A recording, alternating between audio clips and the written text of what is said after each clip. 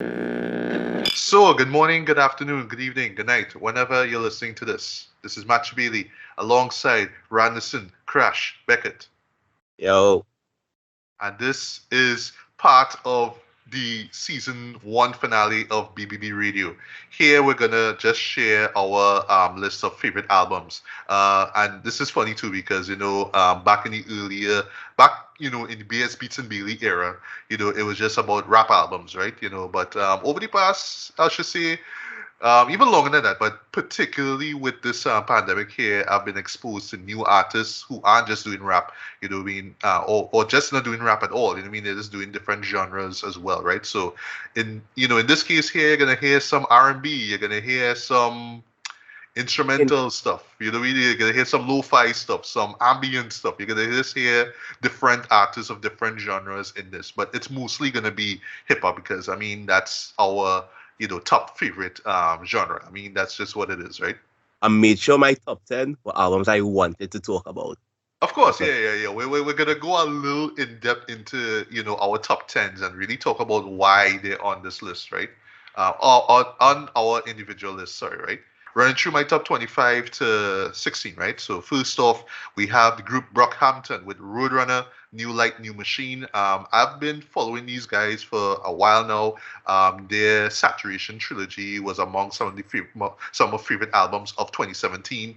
And I know the group has been going through like a lot over the past couple of years, but Controversy. in this case, A controversy with one of the members. yeah, with one of the members, Amir Zan, Yeah. sorry, Amir Van. Oops, yeah, Amir Um, Van, right?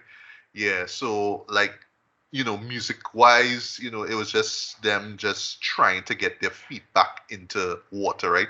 And here I felt that they really succeeded. I believe this was supposed to be the final release, but they have another one coming up. I thought it was going to come out this year, but it didn't, right? Unfortunately, right? But hey, for what it's worth, we got a really solid album here. Some really, really great tracks here. Some great collaborations with like JPEG Mafia, ASAP Ferg, ASAP Rocky. You know what I mean? And just a lot of heart. You know what I mean? A lot of emotion as well too, especially in the last couple of tracks as well too. So yeah, this one really stood to me, man. Number 24, two artists you've probably never heard of before. This will be Killer Ron and Irie 2012. They put out an album called 2020 Hindsight. So these guys are from Los Angeles. They're repping a hip hop collective called the Drodians. I'm going to get to another album with them in a bit. And I was introduced to these guys through Fiverr. And what I just really dug about this album here, just off the title alone, was just that 2020 year fucking sucked, right? I mean, for better or for worse, right? yeah. And these guys kind of came in like, 2020 sucked, but we're just gonna use that shit as fuel, dread. So we're gonna just go all in with our music. We're gonna go in harder with our lyrics, with our bars, with our hooks, just going all in there. And for what we got here, it was just like a solid, just highly entertaining romp here, man. I mean, just a lot of great instrumentals, just great vocals, a lot of quotables as well too. And yeah, I just thoroughly enjoyed this one, right? Number 23, we have Slow Tie Man with Tyron. This was one that I was. Yeah, I know this one is in your list for sure, Randerson. I know this one is your list for sure, right? But I didn't Actually, expect. Miss Slow Tie this year. Like, actually, I wanted to, and I never got around to listening to it. Oh, you never did. I Yeah, saw I you was gonna feel jump bad. into it. Like as soon Feel what bad. we talking about here, guys, is like I put this up on Facebook as one of my favorite albums of the year, right? And I thought at the time that Randerson, I thought you were gonna check it out because this was like I was about a like, week or so since it came out now. I was like a couple of tracks, but I didn't get to dive into the whole project itself. I feel real bad about it. Oh, no, that's okay. That's okay. I mean, things like this happen. I mean, things like this happen. But yeah, I mean, I've always dug how wild he was and how animated he was as a MC, right? And it's even better too because he has that British twang about him, right? Because yeah, he's a British rapper, right? But I didn't expect that he would have gone this in depth into his mental struggles, his personal struggles, right? Because yeah, this guy is flawed and he just puts all of his flaws out there on this album. And it's divided into two CDs basically. So the first CD is like these aggressive trap flavored cuts, and the other half is just like these more mellow, more emotionally driven cuts as well too. And when you put them together, it's like just this duality, you know what I mean? And I just love how his personality just bleeds throughout both CDs basically. So yeah, can't recommend Tyron enough, right? And Number 20. like that's the stuff I like. Real Vex. No, again, these things happen, man. These things Yeah. happen. I mean, it have albums that real people, would put up there as the best, and I was like, I didn't even get to listen to it. And it's sorry, this time, that's it. Time and life. These Right. things do happen. You know what I mean? Number 22, we have Sneak Rothstein, also representing the Druidians, right? And he is actually one of the founding fathers of the collective itself, right? And he put out an album called Menace. This one, for me, was just like a throwback to like classic gangster rap and G-funk, right? It's particularly of the 90s and 2000s, right? Yeah, this guy just came through with banger after banger after banger. I really appreciate how he got, these little known West Coast artists on board on this album and really gave them a platform to show off their talent, right? You got two solid posse cuts in the forms of Warzone, which featured West Coast Gilly, D.R. Lansky, and Renegade Poetics. Shout out to those three. And Get Out My Face, which is like the best track, one of the hardest tracks on this album bar none, with Mansa, Musa, Dios Nagasi, and Too Nasty, who also represents, who's also a part, of the Druidians as well, too, right? Yeah. We even get like a nice little, Neat Dog / Butch Cassidy kind of vibes going on with the hooks on the track Better Days. This is a single. And also on the track West Coastin', which features Pause and Mr. Payback, right? So that's solid tracks. If you're a fan of West Coast G-Funk and gangster rap, by all means, definitely check out Menace. Number 21, I have to give it to Trini's own First Class Man with Tropical God 2. This was one that I was recommended by one of the collaborators of that album. That would be Dirty. You'd be shout out to Dirty. Yeah. I'll bring him up a little bit later near the end, right? Just a little hint, right? And what I really appreciate with what First Class did here, I mean, compared to the first album, Tropical God, is that they really got a sense of who he was as an artist, man. He's not just doing these trap flavored zest / dancehall hip hop cuts just because, right? He's not just flaunting and flexing just because. There's a method to it, there's a meaning to it.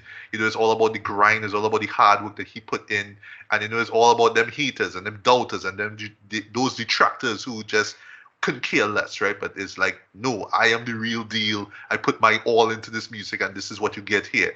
And it's just non-stop, just cuts, just great tracks from top to bottom, right? I personally like how First Class has carry himself as an artist. Yes, yeah. How he carries himself as an artist, I find it very noteworthy. So I really appreciate that about how he's I'll say how he's go about his music and how he's go about presenting himself as an artist. I really appreciate how he goes forward with that. So I just wanted to add that. Sure. Understood. My two favorite tracks, hands down, are Susu, which is like the only posse cut, but it's one of the hardest posse cuts I've heard all year. Skyflow, Dirty, Red So Dread, they just all snapped on this beat. They all snapped. And Jansport Bag, which has one of the best hooks I have heard all year, run up on Who They Mad. I love that. I love this song, right? But yeah, Tropical God 2, can't recommend this enough, right? So moving a little quickly. Number 20, we have Mr. Pete Chill representing Sacramento, right? He put out his 14th studio album called Life Living in Fragile Environments, right? And this is a guy who is in his like late 40s, and it was just how he was just able to present his own views on life, on his career, on music, and most importantly, how 2020 itself. Yeah, you're gonna see a new a number of albums that more or less address 2020 in some way, shape, or form, right?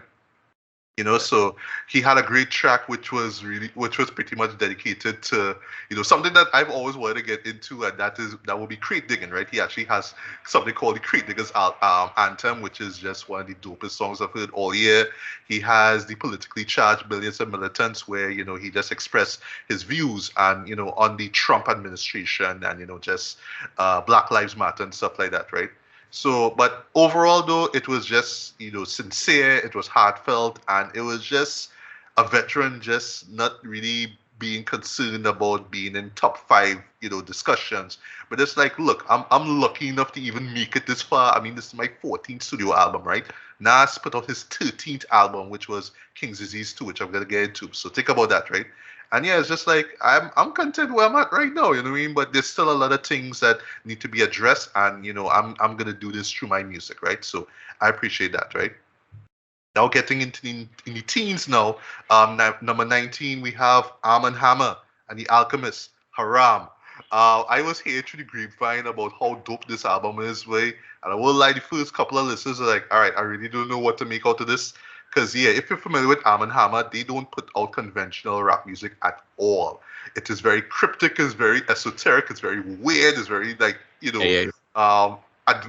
just in your face, basically. And, they're not expecting you to get the full meaning of what it is they say, off the bat. You have to give their songs like multiple listens to get the point. And even then you still won't get the full point, right? But that's what I love about them, right? And then you have The Alchemist, who right now at his stage in his life, I'm just like, I just love what it is he's doing. Where it's like, I just making music the way how I want it, right? It's not music for him, but I'm making music the way how I want it. I couldn't care less what the radio wants. I'm gonna make real weird artsy shit, and you're just gonna fuck with it because my name is on it. And yeah, he just put out some weird artsy shit on this album here, boy. And yet somehow it fits though with Arm & Hammer's vocals, right? I mean, Billy Woods and Elucid, they just sound perfect over this beat. Over these beats, sorry. They're just so spacey and weird and trippy and whatnot, right?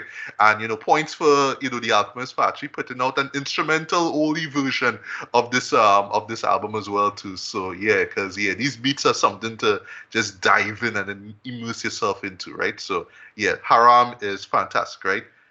Keeping it, East Coast even further now. Number 18, we have West Side Gunman. And this is the first of a few ties I'm gonna put in here, right? So I'm gonna put in Hitler, Wears, Hermes, 8, Side B, and I'm gonna throw in Sincerely Adolf as well too, right? So let's get into the Adolf part, right? Which came out before. This is one that as a West Side Gun, not so much an aficionado, but as somebody who appreciates him now, in terms of his weird style and his hey yo, scar and all that kind of stuff that he does do. Here was just like, I'm just in my element right now. I just do what I do, just these grimy coke raps. And right now at this stage of my life, I don't care if you find my music to be, dull and derivative. This is what I do. I do this kind of shit, right? So yeah, I don't fucks with it the way you do it.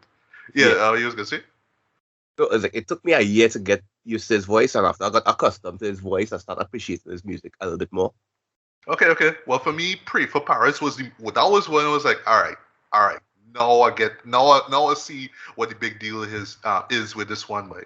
But in terms of Sincerely Adolf, though, to me, in my opinion, I think like the MVP in this album, boy, has to go to Stove God Cooks, boy. He just came through with some of the most catchy hooks that I have heard all year, like for Vogue cover. I let the work dry on the Vogue cover. Made it snow for 7 whole summers, right? What else, way? Right now, right? With tell her bring the bigger scale to me right now. Drag the stove to me right now. I'm cook the whole thing right now. We will spin the pots along. We got dizzy, right? He just came through with all these solid hooks. But I'm like, God damn, where you come up with these hooks? Like, come on, right? And of course he comes through with some solid raps as well too, right? Yeah. But side B though, this was where I was like, all right, yes, now I see the hype because everybody was more preferring side B over this one. I was actually surprised that he put out this. I thought it was just Sincerely Adolf and that's it now.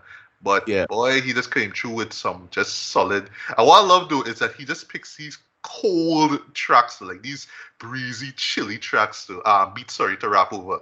Case in point, Hell on Earth Part 2, one of my favorite tracks, featuring Benny the Butcher, Conway the Machine, right? Best Dressed Demons, featuring Mark Homie, sorry. Fucks with that track. I love that, right? R.I.P. Bergdorf. Love that track. Survivor Series 95. Just tons of just great cuts too, but it just feels so dark and chilly, and it's all that hustler street coke shit that he just does very well, man. So I talk enough about him. So there's a couple more to go, stopping at number 16. Number 17, we have Gage, Escape from Moonbase. This is that artist I know you guys haven't heard of, but I was introduced to him and his producer, SV, through Fiverr as well too, right? And basically, what these guys did is that they created a trilogy of space themed rap albums, right? So it's a concept album basically that they tell over the course of 3 albums, right? So this was their final release because this year they actually put out an album called The Ice Cap, which is actually the final chapter of this trilogy, right? But this Escape from Movies here is actually the second chapter of it too. So they actually released it, afterwards now. But this one I felt was the best out of all of them because it really touches on, it has all these existential themes of, grief and loneliness, right? But it's all wrapped up in this really like fascinating and engaging story about being in space, right? It sounds kind of nerdy and silly, but trust me, when you dive into it, it will make a lot of sense too. I'll go for that. Yeah. Some great instrumentals as well too. SV really came through here, and Gage, he's the lone rapper on it. Well, there is Capo, that is a collaborator of theirs who showed up on the Ice Cap and the previous album, which would be Moonbase, sorry, SVG, right? So I actually recommend listening to all three. That's Moonbase, SVG, Escape from Moonbase, and the Ice Cap, right? And there's a really great story being told here, but this one in particular, I just love how it felt a little detached from everything that was going on. It just kind of felt like just personal unto itself. But it just really touched on, like I say, grief and loneliness. And it's even better now because you have Gage, who is basically rapping from the perspective of his digital consciousness, right? So it's weird, trust me, but when you dive into it, it'll make a lot of sense, right? But yeah, just one of the best concept albums I've heard all year, right? And last but not least, number 16, have to give it to Bruno Mars and Anderson .Paak. Because yes, I'm not just talking about hip hop here. I'm going to talk about R&B and a couple more different genres as well too. Yeah, so they came through as Silk Sonic, with An Evening with Silk Sonic. I mean, what more can be said about this album? Leave the Door Open was just a perfect introduction to this pet project of theirs though, and we were all like, all right, when is this album coming out? When is the album coming out? And then it came out, and I was like, yeah. It just totally delivered. Just all these tracks worked. The production was solid from top to bottom. The collaborations, I mean, it's just like, Thundercat, Bootsy Collins, just a couple of them. But other than that, though, it was Bruno and Anderson just selling themselves basically as this 70s inspired group, duo, called Silk Sonic, right? And you just got all these, like, for me, what I got out of it was just basically, this is their tribute to 70s soul, but Motown. You could see, and Motown. But you could see how this style of sound has influenced, soul and R&B music and hip hop as well too. Over the past few decades, right? The songwriting was stellar. The production, I can't talk about the production enough though. The production was just top notch from start to end though. And yeah, this was just a perfect love letter to that era of music, right? So yeah, if you have not listened to An Evening with Silk Sonic, please do. It absolutely lives up to the hype. So all right, so while I take my little break here, Randerson, you're 25 to 16. All right, I'll start off at 25 with Back of My Mind. Missed that one. Yeah. I actually got to this late in the year, and the only reason that this actually made my list wasn't for the first listen, but the second listen. Because the first listen, I listened to it because I heard it was nominated for much Grammys, and I heard the side story behind that. Mm-hmm. So I went into it very judgmental, and I had a lot of critiques about it. As I already heard already, let me play it back. So I listened on the bus going up to work one morning. It really hit different. I still have my minor critiques, but out of all the R&B albums I heard this year, I would put it up there as in one of the best produced. All right. Lot of bass guitar in it and whatnot. And I would say for the first half of the project, a good solid songs, have your favorite features, because I think there's Paradise with Young Blue as one of the first singles on the project. But I would say like the second half of this album, like where she gets into personal, even the singing on it improves during the second half. The second half of this album was everything I wanted it wanted the entire thing to be. But the entire project itself is a very solid project. And for my 24, this actually I don't even care about the flack I'll get for some of my choices here, but I've Summer Walker still over it. Miss that too. For somebody who's been trying to listen to a lot more R&B this year, but I can't believe I just skip out on so much, I remember even Summer Walker, there are certain songs I was like, yo, a lot of these songs kind of toxic, but I still like it though. Like Summer Walker's singing on this was amazing. I had Summer Walker's singing on this was, and it's really drawn you in, and she really, like, whatever she was going through during that time, whatever contribution she was in, she really did take Cardi's advice and put it in her music, and she puts out a very solid project for this year. That's silver, because that gets a lot of playback from me. Right. Number 23 of H.E.R. and Evidence, Rule of Thirds. Jeez. No, I say jeez because another one I missed. Like, this is actually has been on my to listen list since it dropped, but again, time. Yeah, go on. If I didn't have so much of people, I think there's one of the reason why I have another list up, closer to New Year's Day. Because Rule of Thirds was hard to be, even though I have it as number 23, it has to be one of my favorite projects this year. Because if Asia puts out this and Holy Water, he put out Holy Water earlier this year. But this one entirely produced by Evidence, and this is rapping on this. In fact, Asia doesn't miss, right? And Rule of Thirds just hit, guys. And if I could one song I recommend is Bombay. Because have you ever heard any rapper mention Kalaloo on a track? Nope. Yeah. Like, I listen to things about Spanish rice and Kalaloo. I was like, what? What? Asia? What are you talking about? Yeah. So Planet Asia, Evidence, Rule of Thirds, really good project this year. Number 22, I have Vince Staples, self-titled. This is an honorable mention for sure. My one gripe is just that it's too short, but I mean I understand it's an EP, but every time I listen to it, I just come out of it wanting more, man. I think because he dropped Law of Averages as his single, I think that's what caught my attention because from Law of Averages, you could tell the type of mood he was in when it even that song. Like, I love the hook for that. Yeah. That entire Vince Staples project from start to finish was like a joy to go through. Because you got a little more about Vince being a little more personal and whatnot, what he's going through in life, where he's at in life. So and the production, it was really smooth. Like, that's the thing. Like, usually compared to his older stuff that was kind of booming and somewhat aggressive, this one was a really laid back project, but he's still talking about some serious stuff. I really enjoyed Vince Staples. Number 21, I had to put this in because even though I listened to it late in the year, it was so great to listen. Navy Blue, Navy's Reprise. Right. I started following Navy Blue, I think, year before.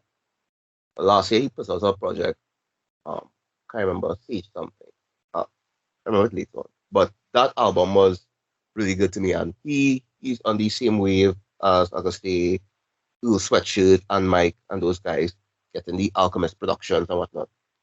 And Navy's Reprise was a very personal album from him because he spoke a lot about his life, his grandfather, and his whole scene with music and how he approaches life. And the production, it was smooth.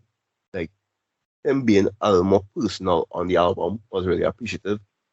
And how he, his bars, like I say, if you're a fan of Little Sweatshirt and how his rap style is, you'd really enjoy Navy Blue. Because he has that same sense of style. And if you're a Mac Miller fan as well and you miss hearing that Mac Miller type music, the later is Mac Miller, Navy Blue also, he does that because some people have that in his skate sometimes he sounds like Mac Miller in his skate. But Navy Blue is Navy. He's a really great artist. I would recommend him to anybody. All right, all right. I'll check out his work, man. Because I remember him from I believe he was on some rap songs with Lil Sweatshirt, right? Yeah. Yeah, yeah. Number 20, I have James Blake, Friends That Break Your Heart. I've been hearing a lot of great things about this album. Yeah. As I try to remember if it was Overgrown was his last. I try to remember the project. I think Overgrown or whatever album, Overgrown and Retrograde was one. Was the last project I enjoyed from James Blake. And Friends That Break Your Heart like reintroduced me to that side of James Blake that I was really missing.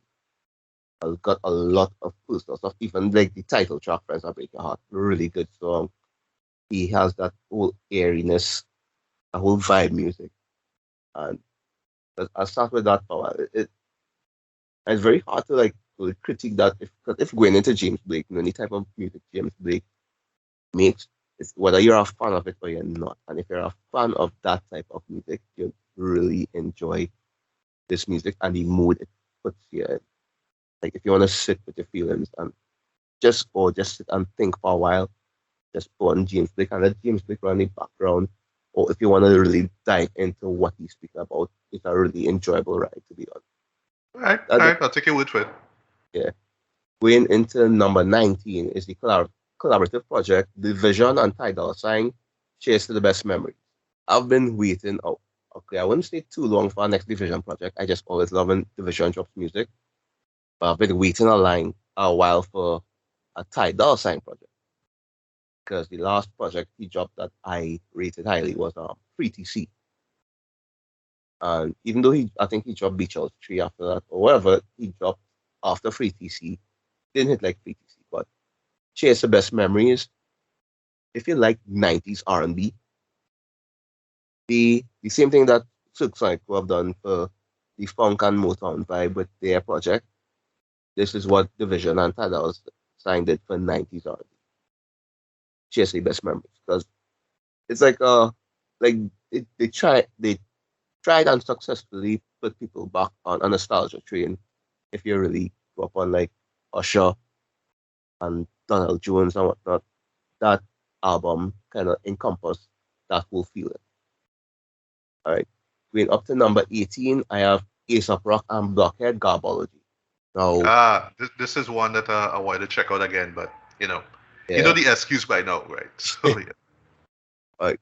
Garbology, I didn't know what to feel going into it because I heard about it I think a few months after it came out, and I felt bad because like I was supposed to be on top of when A$AP Rock drops.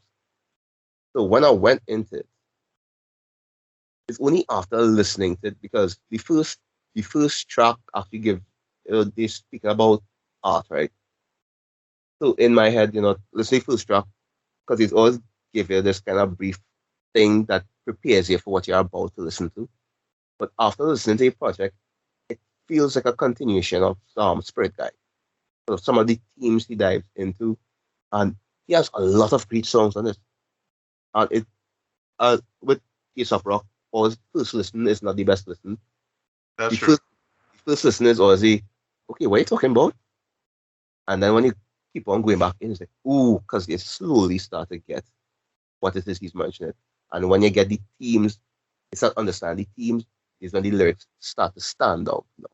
Start pop out in your face that, okay, you're now understanding what he's doing. And with Garbology, one of my favorite tracks on Garbology is not only a commentary on how people view his rap, but how people view him as a person. And the song is called Difficult. It's like people say I'm difficult. I'm easy. And A$AP Rock is that kind of person. He seems very complex, but in his mind, he's easy to understand. He's a simple person that doesn't really like people. He'd rather go off in a cabin in the woods and just chill. And he's very paranoid. That's why he likes to be by himself. But even being by himself kind of scares him. And he's aware that he's out of touch with the generation. And he puts this music, because I used to be listening to A$AP Rock, and I was like, I understand what he feels. Because sometimes you try to communicate stuff and you're not sure if people getting what you're saying or if they even care about what you're saying. But all you know is you have to get it out there. And just because his style, it seems complex to everybody else, but to him, it's the way he knows how to express himself. So, of A$AP Rock, produced by Blockhead, Garbology as number 18. Number 17, I have Paris, Texas, Red Hand Akimbo. This project was very, very short and very, very impactful. Because if of our next artist, I'll speak about more, I have them high up on my list, that does this similar type of rock, rap kind of fusion. But what Paris, Texas does better, I'd say, than a lot of artists who try to dive into this genre blending thing is production. Because you're actually hearing the texture on the drums, you're actually hearing the guitar riffs as like they're performing with live guitars or whatnot. But Paris, Texas, Red and Akimbo, Bullseye, Dr. Echo's Magic Bullet, a lot of great songs on this project. It's a 5-track. Okay, if I'm minus the epilogue, yeah, probably like 4 or 5 tracks total. But every song hits. Like everything is like it's noteworthy, like very compact. So I'll say it's more quality more than quantity with this project. And I really appreciate the quality they put into doing this project. That's Paris, Texas, Red Hand Akimbo. Number 16. People might be surprised that this is actually low on my list, but I have to give it up to Trinidad's very own Mike Wise, Dirty Pages Deluxe. And Okay. That low. That's funny because I had this discussion with him just last night. And he was pissed. He's like, "How dare you put my album at number 16? God damn it!" What he asked is why but not just Dirty Pages, that Dirty Pages Deluxe more dude. No, I know. Yeah. And he asked why more dude. It's like because sometimes I was being studio with him, and there are certain tracks I hear that I know he has that he hasn't put out. And one of the really good tracks that he actually had on the deluxe.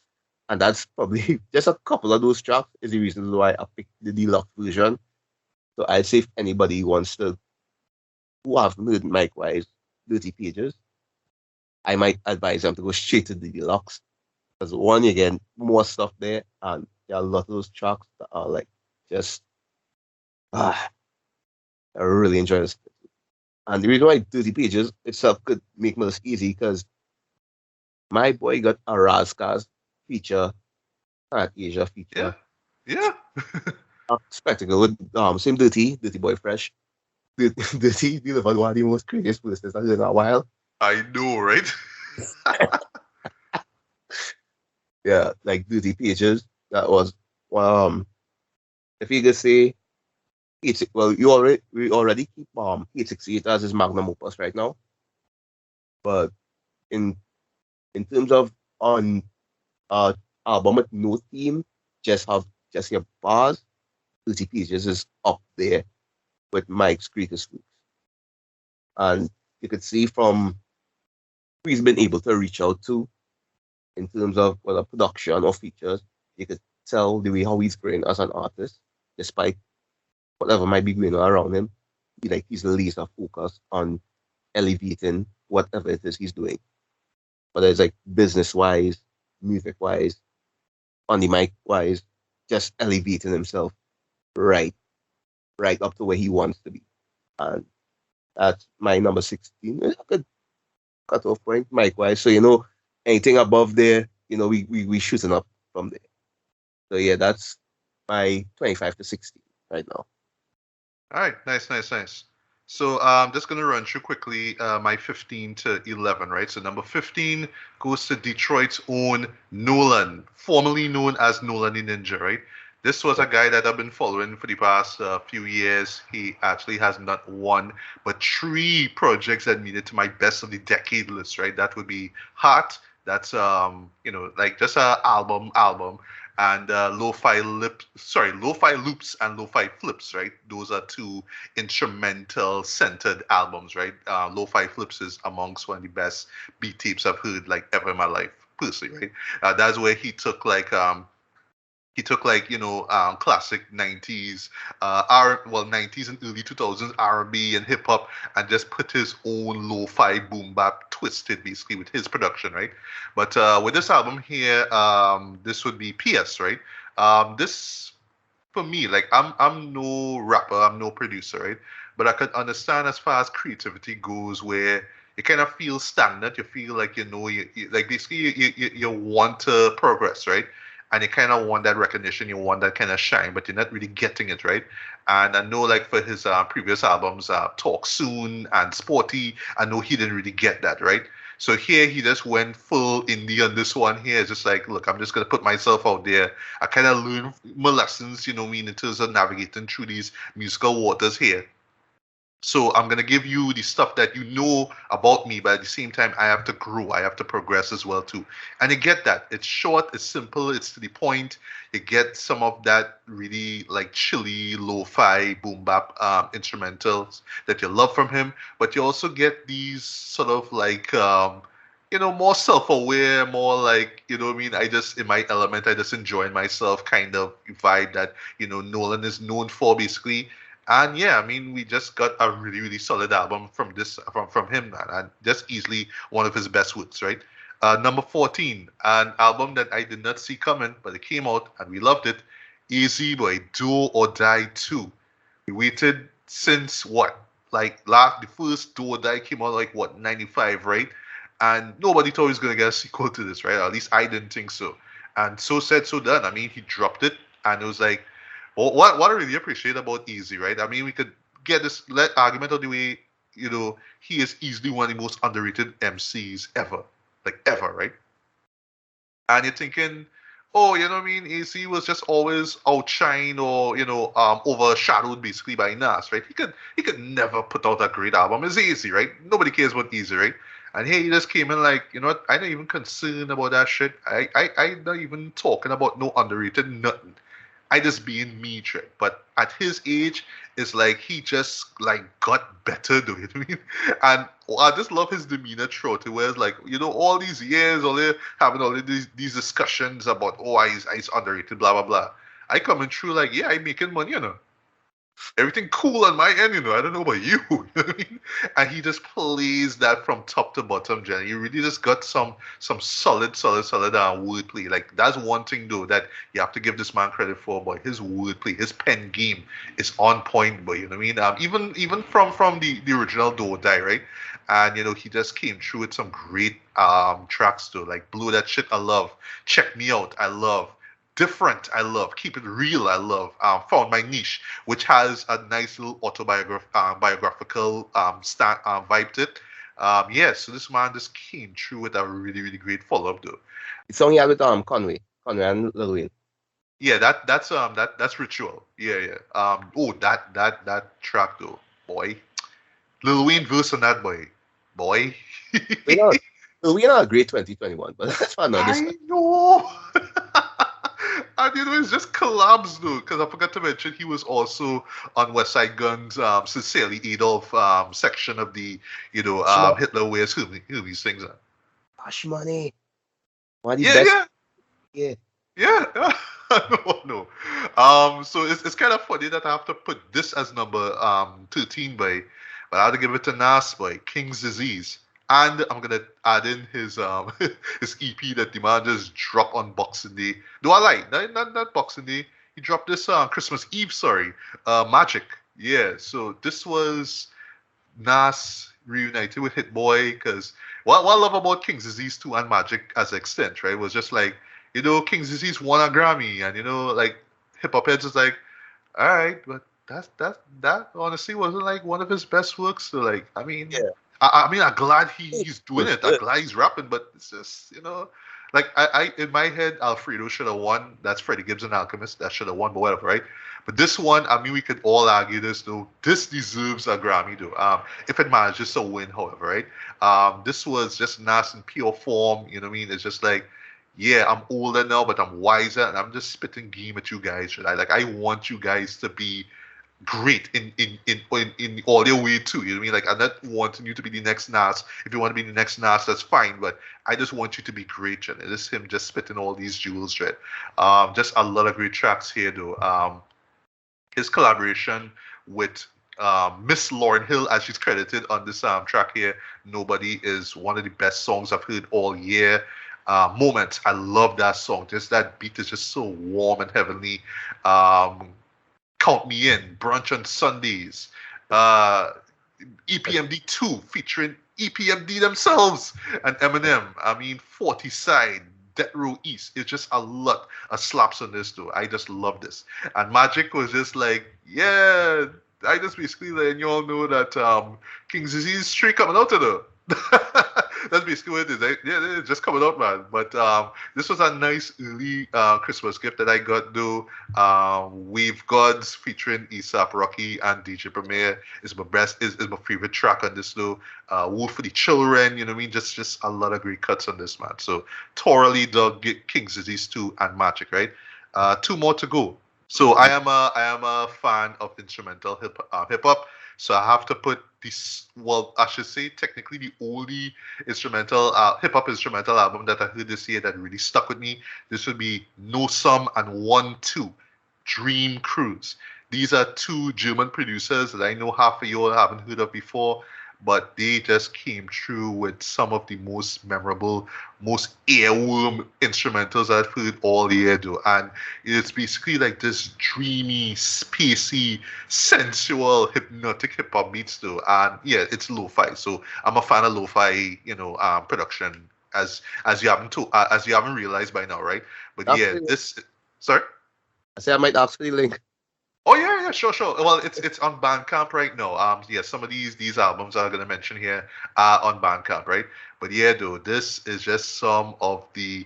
It just puts it in this mood, though. You know what I mean? Like you could just kind of lay back and chill, and sip on some wine or whatever while you listen to this, though, and it just puts you in this dreamy, like spacey zone, though. They actually have a couple of music videos to promote the album, and it's goofy as hell, but I love how it all fits with the psychedelic space vibe that they're going for with this one, man. But Dream Cruise, boy, this one really stuck out to me as far as beat tapes go. And last but not least, number 11, boy. So as far as this artist go, right? I know I have a few music critics that kind of put him on this pedestal.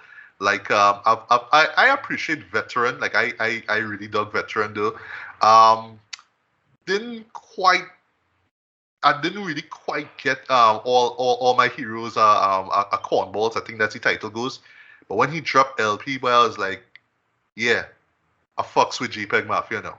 Yeah, I fucks with JPEG Mafia though. Yeah, this one here, what makes this album so special, Trent, is like this was his final album with this record label now. So he parted ways with them. He like just said officially, look, I just gonna go full indie. I just gotta make music the way how I want it. Fuck if you don't like it, Dread.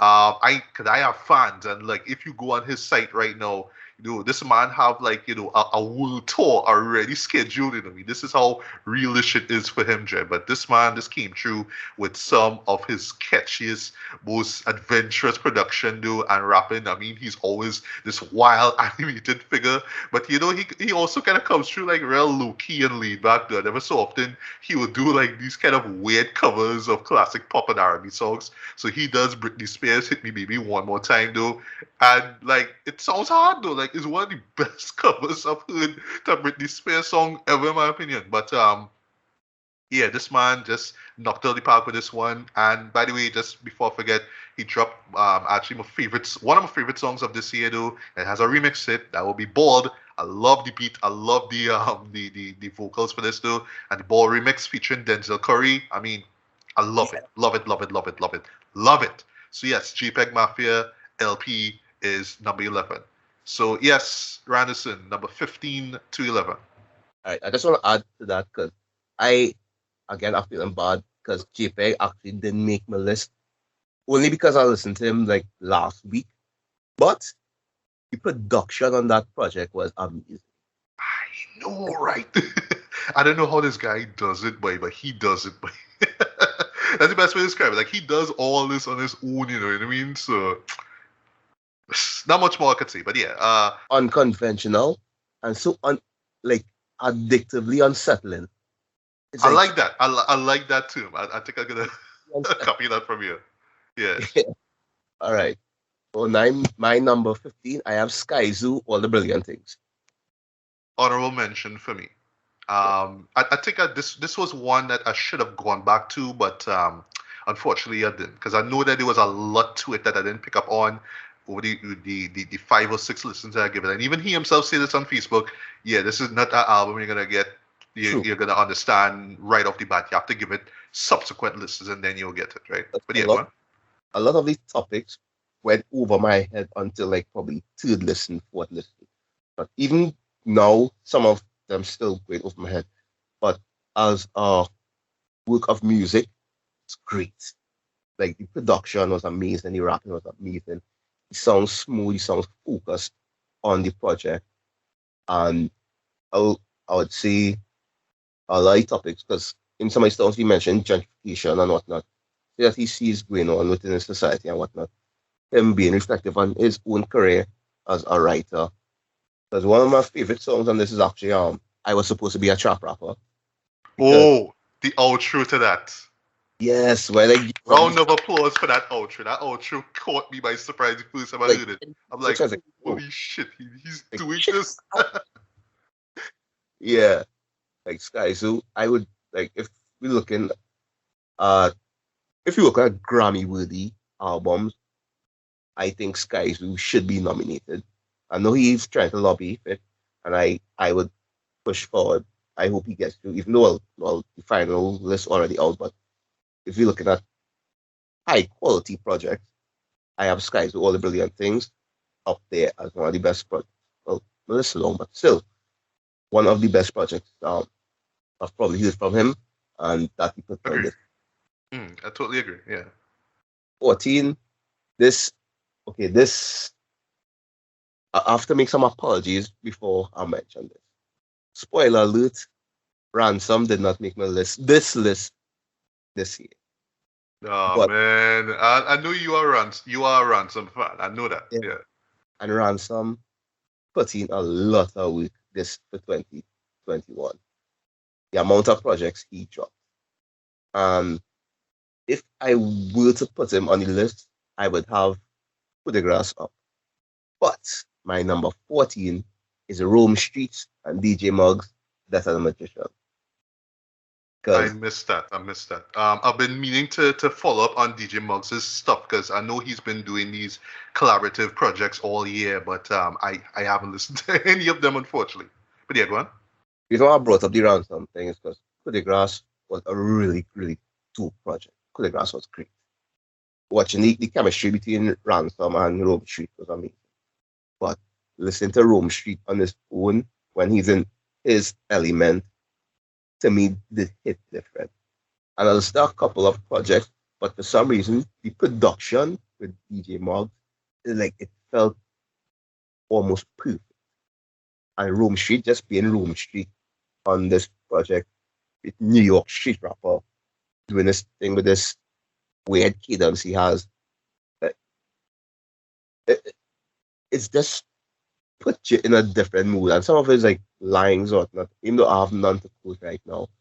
But the way how Rome Streets rapped on this album was just still simply amazing. There's one that I went, one of those albums that he ain't doing nothing and you just your first thing to go back to listen to I ain't listened to Rome Streets in a while. Hold on, my list that project. I think even though I have more albums I listen to a lot, Rome Streets was up there in most repeated albums I listened to this year. Number 13. Can't remember if this was before we started recording, but I mentioned there was an album that I didn't like when it came out. And I was feeling down and I listened to the album and the album put me back in a good mood. This was H.E.R. The House is Burning. Okay. Which I liked, but I didn't quite love as other people did. Because as a rap album, it wouldn't like in my rap albums, it wouldn't be high up. But as an overall project, like if I'm not viewing it as a rap album, just as music, it was a really good put together project. And I'm not sure why I decided to listen to this, but I was already in a down mood and I listened to this project and I just picked me back up. Because during in this project he's talking about a lot of changes he's making in his life moving forward. Like, not staying in your old ways of doing things. Actually progressing forward because if you're going through a lot of stuff in life and you're not looking forward, you'll be stagnant in your own misery. And a lot of the topics he covered during the project is what kind of made me feel comfortable enough to put it on my list. All right, number 12. Oh, I should forget. I should mention, by the way, Lee H.E.R. is one of my favorite tracks. Not only of this album, but of the year. Just that 3-6 Mafia sample, just just an earworm, just a true earworm in my opinion. I love that song. That headshot and I remember R.I.P. Young. That was a good song. Yeah, the whole Yeah, the rainbow skit at the end. That was funny. yeah, it was. Yeah. Yeah. Number 12, I have Adele's Tutti. No, Yes, I knew about the hype. It's still on my to listen list, boy, but again, time. But yeah, tell me why Tutti is so brilliant. good thing about Tutti is you can put it on anytime and listen to it in its entirety. It was a very comfortable listen. I listened to this project 4 times front to back. And my old history with Adele, I started listening to Adele after 25 came out. And to be very honest, my favorite Adele project was 19. Because even though I listened to 25, I went back and listened to 19. I realized most of the songs I liked from Adele was on 19, the earliest project. And 30, from front to back, is near flawless. Every song hits. The singing, well, Adele singing is Adele. You know what to expect when you go into an album. But I like more of the somber and slower songs. And that 30, 30 hit where it was supposed to hit. I would look for, I was look for, but she has her intentions in how she made the track list so people for doing it. Not my business. I'm here for the music and the music delivered. So for a lot of the Adele fans who waited long for Adele to put out another project, wondering if it was ever going to come out because she has been probably moving a little too happy for people's likings. Think that she'll come with the next heart wrenching album. I would say 30 is that heart grabber we were waiting on. It's so sad you just have to count on people's hardship to enjoy a sad album. But Agreed. Yeah. 11, even though I was aboard the hate train for this person for a while, for good reasons. For good reasons, I never changed the reasons why I didn't like the person. But as an artist, he delivered one of the albums with the best features ever, and that is Russ on Chump 2. Okay. I have not jumped on the Russ train as yet, but I Well, will. I will. it took Chump for me to jump on the Russ train. It took Chump. Because, see, when you're in here, Absol in a while, I see drop a single with Absol, it's like, okay, like Russ, and I think Russ did hold his own on this album, but holding your own doesn't mean that it did not get smoked. Russ rapped really good on this album. I see that. Russ did his thing on this album, but the features, those features, that he has bucket hat low with Papoose killed that. Papoose killed that. He has song with Game killed that. And to quote the game, Russ, you think you're gonna smoke me on your own song? Ha ha ha. That's the game. That's the game right there. Like all the features, yeah, well, the ransom feature, Jada Kiss feature, all the features It's like Chump is what, even though Ross, the thing with Ross has different fan bases. Because I actually like Ross's R&B songs. Hate his pop songs. Love his R&B songs. And some of his rap songs are hit or miss for me. But on this project, yeah, a lot of hits. A lot of good ones. You like I said, the rapping on it was great. But the features he got for this was just, it's like he's trying to solidify himself with the rap legends because he's already successful. His career is already successful. He has a successful career. But for the respect, you see, he's putting in work to get the respect. So he's working with respected artists in the culture, not just who's selling or who will make most money. Working with veterans, and he is trying to prove that he could rap with the best. He's trying to prove that, and I wouldn't stop him. I continue because if Ross could continue on this trajectory and somehow become one of my favorite rappers to listen to, I wouldn't mind.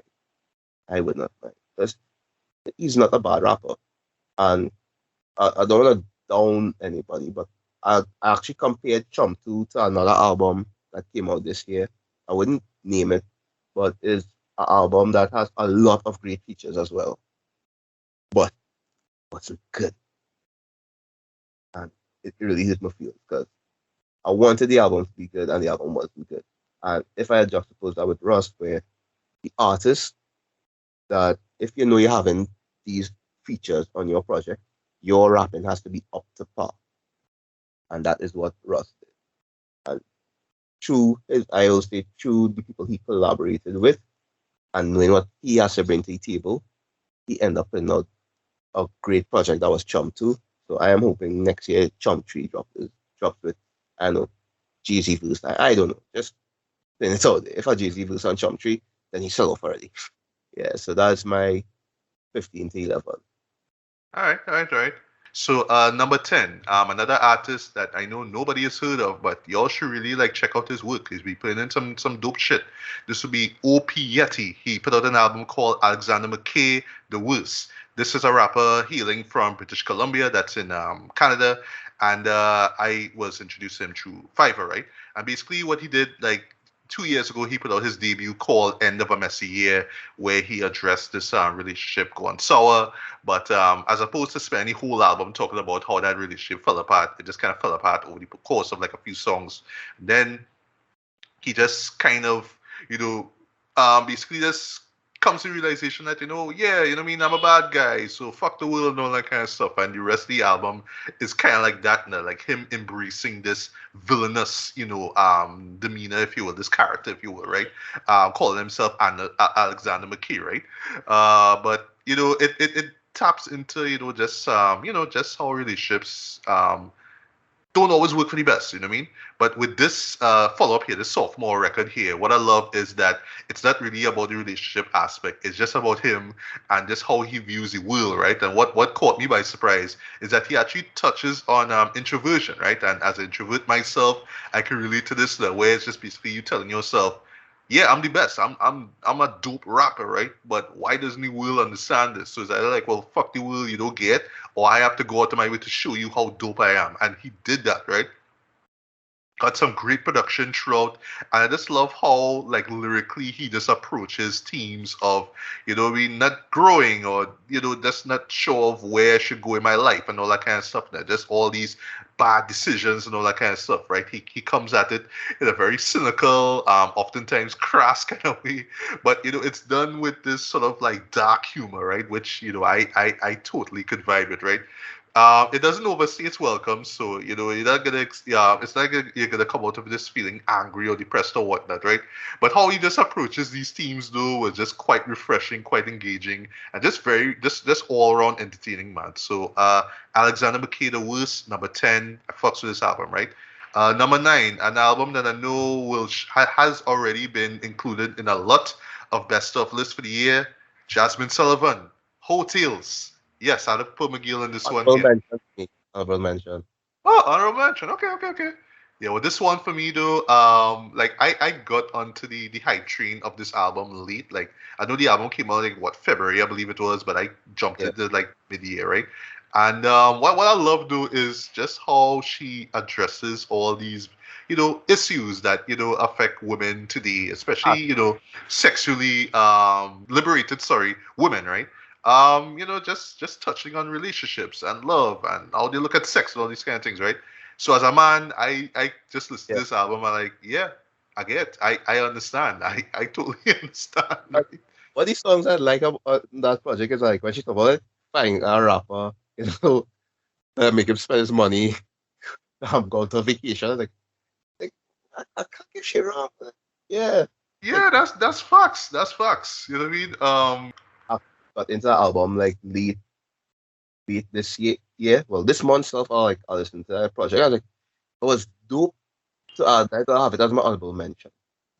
Oh I yeah, would, I understand. Yeah, because sometimes like some albums you just kind of jump into pretty late, so that's why I have some of them pretty low. So I understand. Yeah, one of my favorite tracks had to be the other side, by where she just kind of sings from the perspective of, hey, you know what I mean? I want to make it big. So if I had to hook up with this rapper or basketball player or this rich guy, and have him pee for me and ass shots and all that kind of thing, this is what I want to do because I just want to live that life. And that's how she sings on this song in particular, dude. Just I love it, right? Price Tags with Anderson Paak. yes, Love that track. Pick Up that, Your Feelings, the single. Love that track. On It, featuring Ari Lennox. A very, very, very eye-opening song, but I fucks with it all the same. Girl Like Me, featuring her, which closes the song album off like just beautifully and rather tragically, I should say. Yeah, totally worked for me, man. So yeah, Hotels lives up to the hype. Y'all absolutely need to check that album out, right? Number 8 is another tie as well too. I have to give it to Chicago singer slash songwriter slash multi instrumentalist slash producer C.W. France. This is a guy that I was introduced to through Fiverr. He just put out a lot of albums. Some of which are on Spotify, but you could get majority. Actually, you could get pretty much all of them on his Bandcamp page, right? So he put out two albums which I really had to put up there as amongst my favorites of the year. First being C.W. France 3. Yes, he has these self-titled albums. The last one he put out was Part 5, right? But this one, Part 3, though, just hit me in a way that I did not expect to. Because conceptually, it is about American restaurants, right? Traditional restaurants. But like when you dive into it, though, what he's really talking about is just how these restaurants, these businesses that more or less, just were a haven for, well, I should say people just went in there, had a great time, had great food and all that kind of stuff, and they were closed because of the pandemic. And it's like when that point is driven home in the opening track alone, that's when it really hit me though. Cause I was like, well, restaurants? I don't understand this though. But from that point though, it's just some of the most poignant and just heartwarming and heartbreaking like music I've heard all year though. And as far as the music goes, because this is not rap, it's more Americana kind of music. So it has a bit of folk, it has a bit of country, has a bit of heartland rock in it as well too. It's a mixture of different genres on this too. And throughout this album, you just really get the sense of the memories and just the emotions that those places offered and what resonated in there. But it's just the unfortunate fact that they had to close because of what's going on with the pandemic and all that kind of stuff. So it's just this really heartfelt tribute to that to that aspect of American culture. And yeah, it just made for a really, really beautiful album, man. And also, just as a tie, I'm gonna put in Peloponnesian Groove. This is a instrumental only affair, and this one is deeply personal to him too. 'Cause yeah, he really does put out these deeply personal albums, right? What I love here with his music, and especially with Peloponnesian Groove now, is that you don't have to really dive into the deeper meaning of it or try to understand what CW is saying, sonically. Now. You could just kick back, relax, and just vibe into it and just feel the warmth and the beauty of it all too. And with Peloponnesian Groove, though, he's more or less reflecting on his days at George Washington University. So, like, sonically, it just feels like you're just watching like this montage of like different moments and memories, during his time there. So it just covers just like a wide gamut of just various genres, right? But yeah, I mean, as far as like if you're just a fan of just music to like relax to or study to, right? If you want to use that YouTube and reference, then yeah, by all means, I recommend CW France 3 and Peloponnesian Grove. Number 7, you have another artist that nobody heard of, but you all should really check out his work. This would be Nick. That's .nic, right? Something about rain. This was actually my 50th Fiverr review, and yeah, I mean, this actually was for one of my top albums of this year, hands down, man. He is a Trini born, okay, yeah, rep in Trinidad, but he resides in New York at this time. Here, he's a rapper, singer, and he just came through with this wavy, atmospheric, chill wave slash hip hop slash R&B album, man. And what I really dug here is, just sonically, it feels like the type of music that you just put on a rainy day, where you're just indoors and you have nothing to do. You just put it on, or you're just like stuck in traffic, or you're in your car trying to get to work or go to a club or whatever. You just put this album on, though, and it just puts you in that mood, though. It has this kind of like nocturnal kind of wavy vibe to it, though, but it all fits, right? But it's not just about tone, right? He also touches on different subject matters, right? So he would talk about, his faith and just upbringing, I mean, as far as religion goes on the opening track, April Showers. He talks about his flaws and insecurities on the title track. He talks about financial illiteracy on Ends. And in one of the most beautiful tracks I've heard all year called Do You, he's talking about, just the inability to express love to a significant other.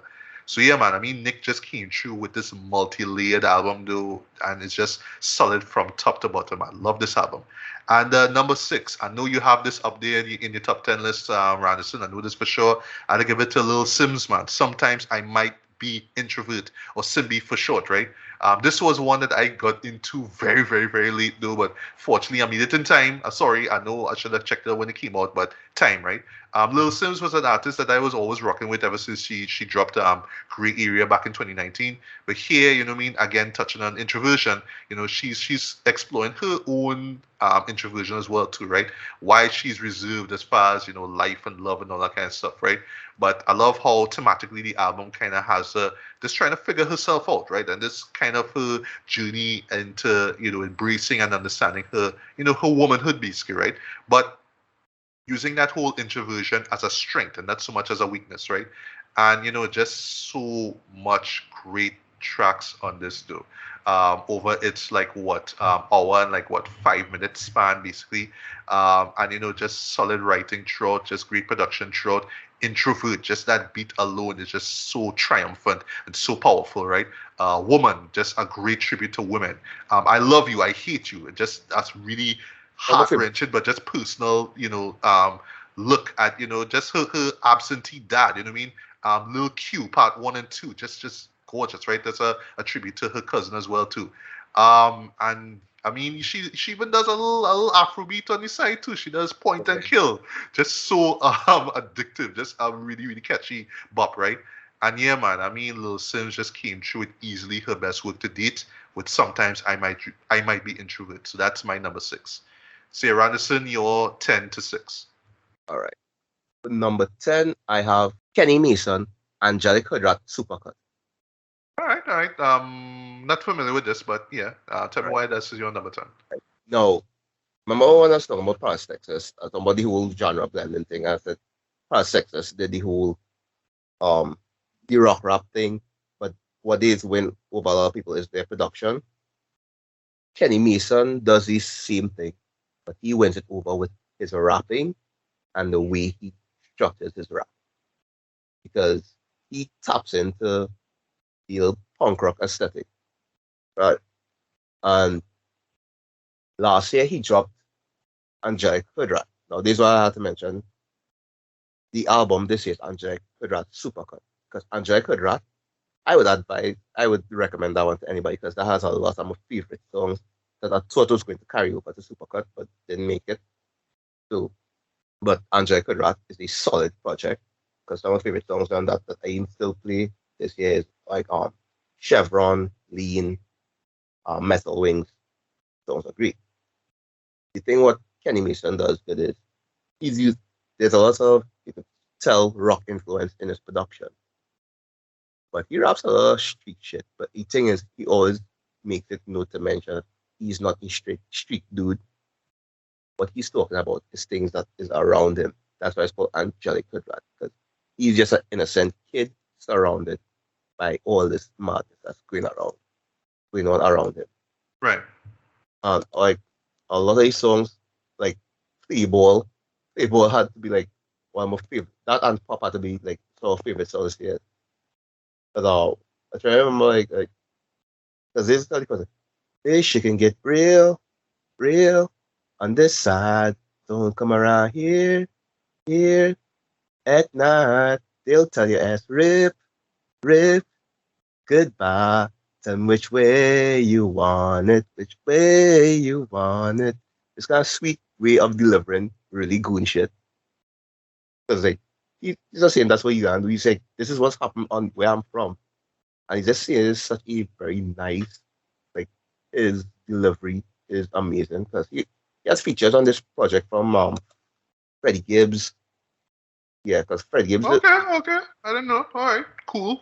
I fucks with Freddie, so I'll check that out for sure. there's a track called Much Money with Freddie Gibbs. There's a song called A Plus with Denzel Curry. You know Denzel Curry is within the same kind of rock kind of bending. But Yeah. I would say like Kenny Mason has been doing it really well this year. Breathe Again, even like with the slower, more melodic tracks, Breathe Again, like the album Storm, it hits it. It hits at all the right levels that like you could see what he was trying to do. It just hit well. Whatever he was trying to do came out well. What I'd wish for is if he got the type of production um that Paris, Texas had, he'd be unstoppable. And at number 9, well, you mentioned this, so we'll have to stay on it. Hitler Wears Hermes 8. I'll sincerely 8 off and side B because I'm glad you have both up there too, because I know a lot of people lean on side B a lot. But nah, man. I mean, sincerely, Adolf has I, some bops, man. yeah, you made me like a Source Walker verse.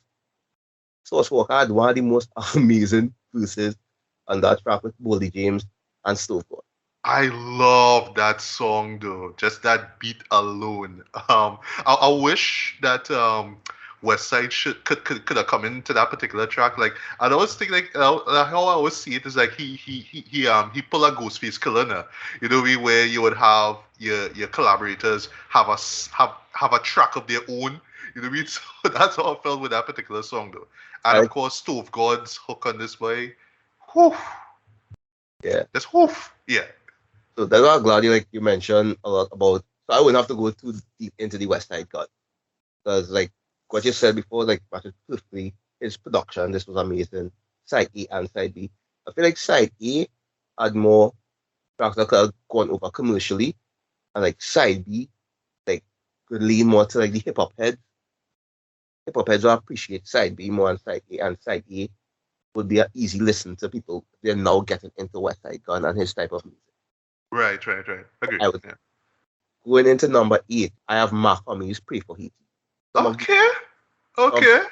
amazing production I heard this year. Mm-hmm. All I do with West Side Gun. I just like West Side Gun talking the shit on the so That is hands down one of the best tracks of the year. That beat that the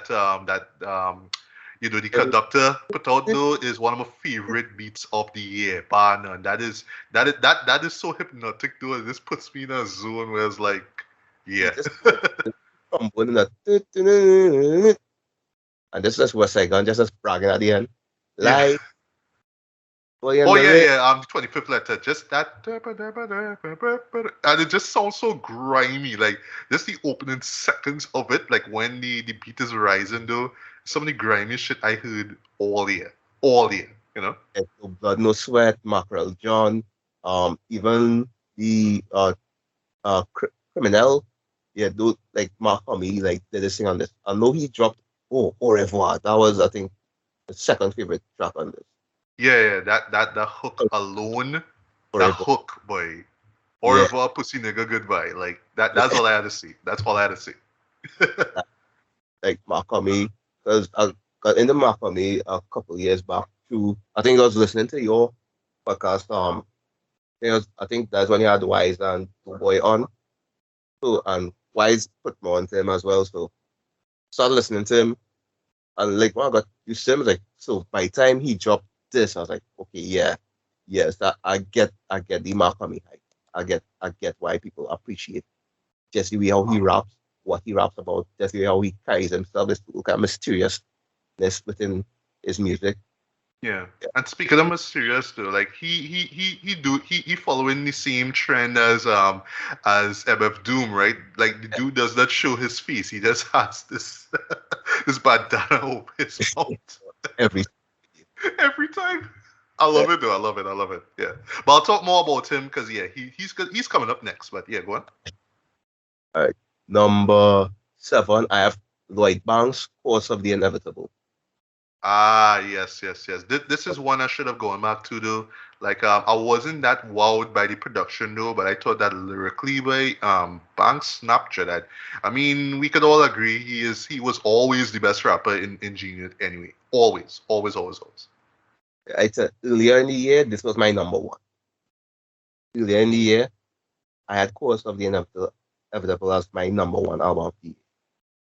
Okay, okay. It was up there for a while. But yo, the rapping on this was amazing. The features.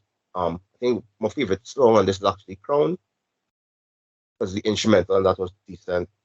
And everything he rapped about, like he understood where he was coming from, especially like within his career, all the doubts he was dealing with personally, and hearing doubts from people who wondering what he's doing. Yeah. But Oh, I could just make this one note. So this year, I was exposed to 50 Cent's book, Hustle Smart, Hustle Hard, I believe it is, right? And there's a chapter where he mentions why and how Lloyd Banks and and Tony Ayo fell off now, as far as the G Unit era now. And Lloyd actually brings it up on in the yeah, yeah, album too. I'm like, wait. I don't know, man. But yeah, I'm done. Go on, go on. yeah, because like this album felt like Lloyd Banks in peak form. Well, that's arguable because I have a lot of Lloyd Banks was like, no, this is nothing compared to so and so, but it's my opinion, right? Or you'll get all your platform eventually. Anyway, but yeah, but Course of the Inevitable was really great from start to finish. Um, I think what your critically the production sounded a bit dated. I think that would have been the only critique, but I think he rapped on stuff that he was comfortable like performing on. There's not much I could say about why I have it so high. It's just that this is one of the albums I kept on going back to because I haven't listened to Lloyd Banks in a while, and Lloyd Banks sounded in peak form on this project. The like his rapping ability, because he showed a lot of diversity within his rapping ability, and he has features from Ransom, Benny. He cooked up with some of the best in the game currently. I just proved that he could still do this. So I am hoping that actually hear more from him in years to come, because this project he did really solidify that he still has what it takes to perform in this current climate, especially as street rap kind of coming back into the forefront. Right, right. And for my number 6, which it makes it so easy that you spoke about, so I don't have much to say again. Anderson .Paak and Bruno Mars, Silk Sonic, and Evening with Silk Sonic. I had a mind you had it up here. Up that high. I had a mind so yeah. The whole Motown aesthetic, the whole funk vibe, and everybody smoking out the window went viral. That's hilarious. Although I saw songs, I knew people would fall in love with it, but my favorite song on that project is 777. Ooh, yes. And a casino hype, because to me it sounds like the soundtrack that Ocean's 11 movie. I know, right? Especially that those horns that come and then the hook that da da da da da da da da da. Love it, love it, love it. Yeah. So yeah, it's so short. It's a very easy listen. Like you just put it on anytime Sunday morning and listen. It's like a great project. Production is great, performance is great, singing it's great. And it like I don't know whose idea it was for those two artists to come together and produce what they produced. I think it's because I think they worked on a song before. I think it was a Bruno Mars song. Can't recall. But the whole fact that they came together and did this entire project and produced a very memorable piece of work, like I really commend that. So I'll keep it short. That's my 10-6. All right, so the moment of truth, guys. I'm gonna share my 5-1, and Randerson, you're gonna end off with your 5-1, right? So number 5 has to go to Mac Homie, Pre for Haiti. This is my top favorite Griselda release of the year. What I love about Mac Homie though, I was relatively like I didn't really like get the hype back then. Like I always heard about it, but I just never jumped into his work now. Until Pray for Haiti came out and I just did this deep dive and I didn't cover all of his tracks, but this sorry, all of his albums, but that's the recent ones that came out prior to this, right? And this man just killed it though with this though. The music choices that the production choices from the 26th letter, said 25th before, right? No blood, no sweat. Folle Do, right? Again, which one of my favorite instrumentals, right? Um, but what I really appreciate about this guy is how MF Doom he is, though, because it's not just the bandana over his face, though, but like literally his lyrics, though, like they're not in this undistinguishable or incomprehensible, sorry, but like literally if you go on Genius right now, you can't find his lyrics, there's some DCMA thing preventing anybody from posting his lyrics now. That's how cryptic he wants his shit to be. Like he wants you to like you're not gonna go on Genius and read and now I know what he's saying, blah blah blah. No. He wants you to go into this album again and again and again and again for you to understand and everything that he's saying. Sorry? I say my dude out here rapping in French. Yeah. Even the French and all too. Like on Criminal, for example, which has one of the stickiest hooks in my opinion. Even though I don't know what he's singing it, but it's catchy as fuck though. But yeah, though, he just wants you to dive in though. Like I don't know, you gotta hook up with somebody who knows French so you understand what he's saying in that, right? And boy, the hooks themselves, bro. I don't know. He just has a way of just coming with these like really catchy ass moments, though. So like Criminal, for example, Au revoir with one of my favorite hooks and one of my favorite beats in this, by the way. The outro, $10, that moment where he says, $10 are better, $10 are better, just out of the blue, though. But agree to disagree, Anderson, way. Where he knocked it out the park for me, boy, is Murder Season. That hook alone, though. Murder Season again. Murder Season again. It's always stresses on that again, though. Every time I hear it, I just laugh. It's so funny, though. But the beat behind it, though, is one of the coolest, grimiest beats I've heard all year, though. And then, of course, West Side Gun is coming through, just complimenting them as well, too. And I won't lie, though, like, similar to his, Hitler Wears Hermes, though, they work so well as a duo, though. Like, they need to put out a collaborative album together. Just the collaborations they do on both those projects, though, just masterful in my opinion. So, not much more I could say. Pray for Haiti, number 5, right? Number 4, I have to give it to an artist that I was made aware of through Fiverr. This would be Terry Blade, right? He's a Chicago residing singer.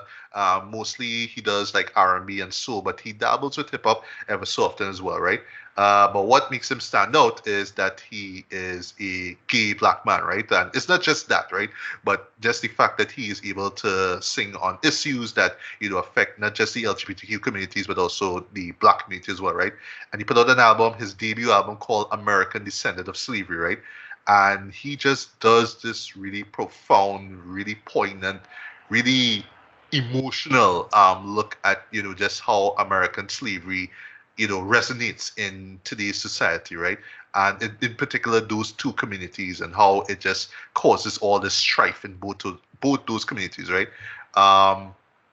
And it's just him like just kind of examining the both communities and just seeing how slavery has trickled in, right? So he has a track called Black Hurts. This is one of the singles. Which is so self-explanatory, right? And it's just he touches on different themes, right? Whether it's just cultural appropriation, whether it's love, whether it's not wanting to come out of the closet, just all these different issues, right? And as a straight man like I am, I mean, you could still listen to it and just understand where he's coming from, and you could understand and relate it in some way, shape, or form. And I mean, he just comes through with some superb singing throughout, though, and usually he relies on the acoustic guitar, but he works like in the production. The acoustic guitar has just worked in just such these brilliant ways, right? So, American Descendant of Slavery, a very thought-provoking, a very poignant, but a very, very powerful album and worth checking out, right? Number 3, had to give it to Mike Wise by Dirty Pages Deluxe. This for me was what I have always wanted to hear in, as far as local hip hop goes, right? I mean, who local as in Trinbagonian. Hearing artists rap alongside their American counterparts, you know what I mean? So, Mike Wise, I mean, I was hearing him rapping alongside Planet Asia. Like, I was blown when I heard this, right? But the biggest mind-blowing moment for me, though, has to be Drink the Whiskey, sorry, where he rapped alongside friggin' Ras Casto. Like, what the hell? How, right? I think I know how, but still how, right?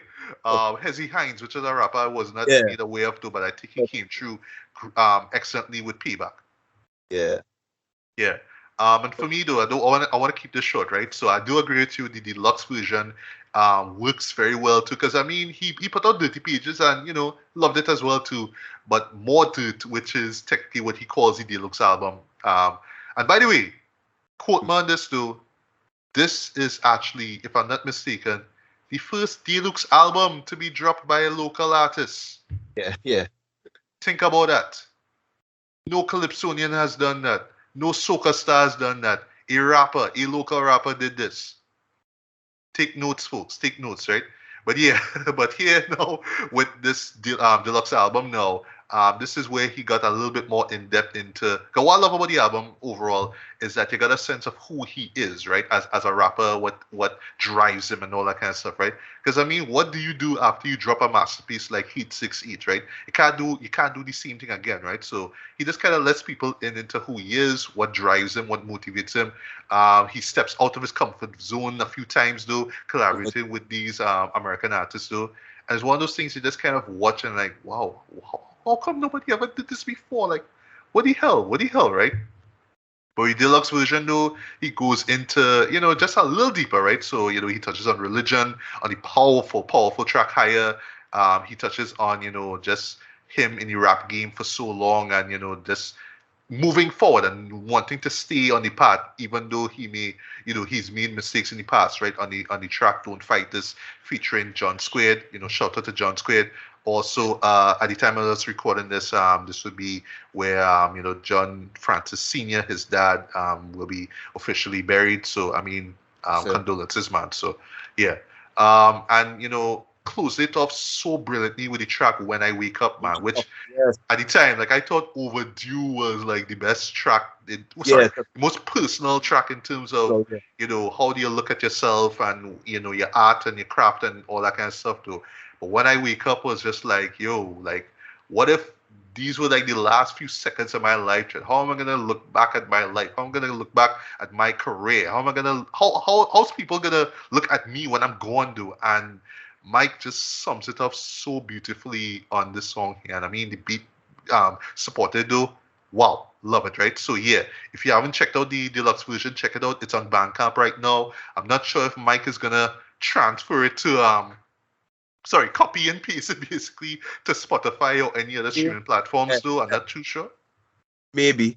Yeah, maybe. We'll see. Yeah, but other than that though, this is absolutely worth checking out. This is the bar being raised just a bit further because I mean the bar was set already with Heat 6 man. I mean, yeah, I just can't wait to hear just more great music from this guy, man. So salute, Mike Wise, man. Let's add one thing. You see, Business with General Grant. Yes, yeah, love that track. Mm-hmm. That hook hard. That hook. Yeah. General Grant just come through with that great hook, boy. My God. That killed that hook. Yeah. He did, right? So my number 2, right? Don't want to stay too long on those, right? All right, so these two kind of hit me on a personal wage, right? Because as for those who don't know, I actually lost my mom in June of this year, man. And this is what kind of led me to change, my approach to podcasting now. So that's hence the title change from BSB to Bailey to BBB Radio, right? But at that point in time, right, leading to the funeral, all that kind of stuff, right? I just needed something to just move me, to just kind of keep my spirits up, right?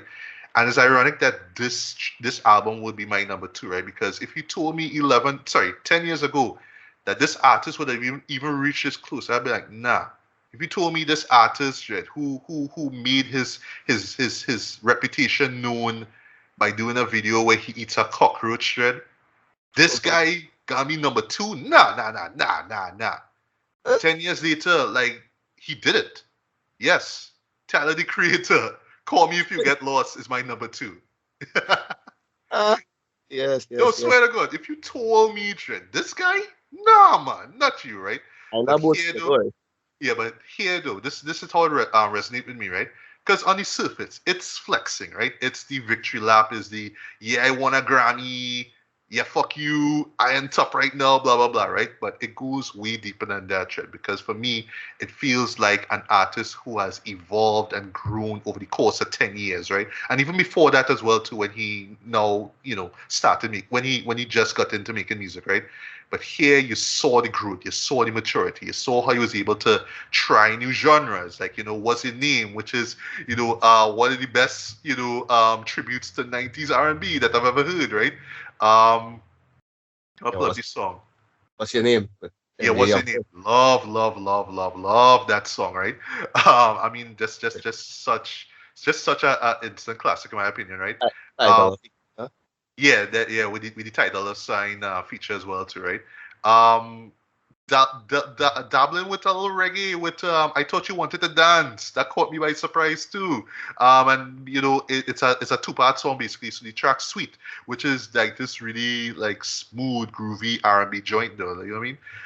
And it just works though. Just him just kind of like showing that yes, I do know my way around music, music theory, music production, all kind of stuff. But I'm gonna put my own spin on both those tracks. And again, I mean, it may come off a little, um, how to say, just a little, yeah, look how much money I have, blah blah blah. Look at all these things I could do. I could travel the world, blah blah blah blah. Right? Even right down to having his character be, Tyler Bullard there, where it's just this guy who just travels around the world, you know what I mean, and just experiences all these things, right? But it's the deeper meaning though, where it's like, yeah, even at this point in my life though, I still can't find that right one, man. I still can't find that real ride or die. You know what I mean? And that's where you get into tracks like, yeah, I mean, I thought you wanted to dance, right? Whereas like, yeah, I thought we were a thing, but what's going on, right? Wilshire, which caught me completely by surprise, one of my favorite tracks here, where yeah, he's talking about this this failed attempt at trying to get with his friend's girlfriend, right? And how that just fell apart. You know what I mean? Just him being so open on that track too was just like wow, like this was a guy that I was hating on 10 years ago, Jay. Look at where he reached, right? So for me, that just lifted me up. That just kind of, it just got the fire going in me. Now. Like, we all go through a lot of things in life too, but it's all about staying on that course, staying on that path too, and just seeing where life takes you. But also kind of being willing to kind of step out your comfort zone and just experience new things and try new things out and just being able to express that in a creative manner. And that's what Tyler did here, man. And by the way, before I forget to, Yeah. Lumberjack is one of the hardest songs I have heard all year.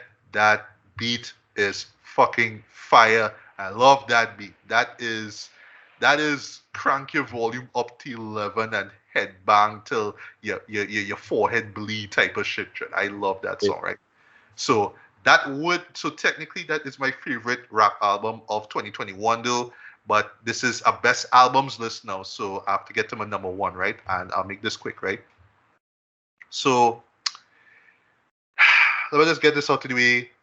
These are two artists that I was that I that were introduced to me through Fiverr as well, and they came through with an album that like just blew me away from the first listen, and I kind of sat on it for months afterwards though, but then like I just listened to it in preparation for this though, and the feelings just came back though, and I just felt it. I just felt every single thing about this man, and it's from a group that y'all probably don't know about, but yeah, by the time I finish talk about these guys, y'all should go and seek them out. Whether it's Bandcamp, whether it's Spotify, whether it's iTunes, wherever you get your music, seek these guys out. I am talking about E. Smithy, Shy the Beat Yoda, aka the Soul Powers, the beginning of. So basically, E. Smithy, in a nutshell, is this North Carolina singer, and Shy the Beat Yoda is this Ontario DJ slash producer, right? And they came together and basically said, here's what. Albums like Paid in Full and Step Into the Arena and Mecca and the Soul Brother, where you have the artist and you have the producer in the background coming through with these great beats. We're gonna do that in this decade here, right? But what they do here, basically, as the name of the group suggests, though, it's mainly on soul music, right? So they are drawing from 60s and 70s soul. They're drawing from early 90s and 80s hip hop as well too. But basically, it's a soul album, right? But you could kind of look at it as a hip hop album as well too, right? Not so much rap, right? But what they did here, and this is why I put this as number one, right? Was basically saying, back in the days, soul music used to address the themes and topics that were going on at that time, right? And you can listen to it now and be like, yeah, these topics still ring true. And this is exactly what they did here. They basically said, yeah, 2020 was trash. We're gonna talk about 2020 here, but we're gonna do it in the lens of soul music. We're gonna do it in the way that Marvin Gaye and Curtis Mayfield and artists in the Motown era and all that kind of stuff did it as well too. But we're also gonna put our hip hop spin in as well too. So that's where Shiny Beat Yoda came through with some of, I would say, the best production I've heard all year. Very soulful, but it has a sort of a Pete Rock, sort of a DJ Premier kind of vibe to do, especially with the sampling that they use here. E. Smithy, who I've been familiar with prior to the release of this album, though, he totally crushed it, though. He just came through with some of the most powerful vocals, some of the best writing I've heard all year, though. And it's just how they were able to touch on topics like, Black Lives Matter, on COVID, I mean, just police and, how, people look at them in a negative light as well, too. They were able to cover this much ground in roughly, 35, 40 minutes, right? And yeah, it's just some of the most emotional music I have heard all year, though. And last thing I'll say, though, they have two tracks in particular that I want you guys to check out. This is Soul for You. This is where they pay tribute to, just the soul icons, whether it's, Aretha Franklin or Marvin Gaye and whatnot, too. I'm not even gonna tell you the song that they reference in the background here, but how they did it, Dread, was just like, wow, just amazing, right? And then the second to last track, that would be For George, which is a powerful eulogy to the late George Floyd, though. It is one of the most heartbreaking listens, one of the most distressing listens you'll hear this year, though, but just how they were able to pull it off and just how it just felt like they were just channeling the inner spirits of soul music, though, was just chilling, just mind blowing. And like when I think about it, I am just like brought to tears, like swear to God, right? So yeah, the beginning of From the Soul Powers, this is my favorite album of 2021. They reminded me how integral and how important soul music is. And even though we're in the 2020s now, yeah, like we need to have, we need to express the times that we're in right now, right? And this is how they were able to do it, man. So this is nothing short of a masterpiece. The beginning of, yes, by all means, definitely check it out, man. That's my number one. So number 5 to 1, Randerson. All right. Number 5 is a very, very, very, very recent project. And I have to explain why it ended up so high. Now, Currency is an artist that puts out a lot of music. Because I think he dropped Stone in. All right, I had to give him a 2 claps one time because I'm a Currency fan. I was fucking with him since Pilot Talk. Pilot Talk is, in case you didn't know, one of my top favorite albums of the decade. The decade. Go on. Frequent he drops albums. So usually when Currency drops something, the listener's like, all right, cool. I was on work. I had to stop and wait. What this guy just say? On many songs, like this, I don't know who got Currency Bex, who was talking shit or what, but Currency talking shit on this project. Currency spoke shit on this project. I won't lie. Um, Abstract Memory Lane was hard. Non-fungible. Yeah. 86. Well, by the way, folks, this will be Pilot Talk 4, which is an album that was years in the making. And sorry for butting in. First of all, for me, what sold this? This is the honorable mention, by the way. For me, what made this work for me though was Ski Beats, right? Just him and Ski Beats just reuniting, and it felt so good. But anyway, go on. Yeah, but you're welcome to chime in at any time because this project, I don't know what it is, but it the whole fact that it's short like and big game fishing, how we started off the project. Yo, going through the entire thing, Jay, because I think Jay got Trunk as the only feature on the album, but like because currently just be there making music, playing out stuff, making music, playing out stuff. Yeah, and yeah, he will pull like 4 projects, like 4 or 5 projects a year, just because. But something about this project, I don't want to say it's because it's the most recent one. It's just his energy and his cadence. Because I think one thing about what I could say about this is like he did a lot of switching up on this project. So, like I don't know if he has out to prove something to people naysayers or whatnot, but like this one, but I always say Memory Lane is my favorite track on this project, but this project really hit home for me. Mm-hmm. Not only just as a currency project, as a rap album that I listened to this year, like this was up there. Like Yeah. He and Ski knocked it out the park, but they knocked it out the park, but. yeah. For number 4, so glad you already spoke a lot, so there's not much I could argue. But number 4, I have a Little Sims. Sometimes I might be introvert. Little Sims, like is British Nigerian, I believe. But like the song that you mentioned, I Love You, I Hate You, Woman, Gems.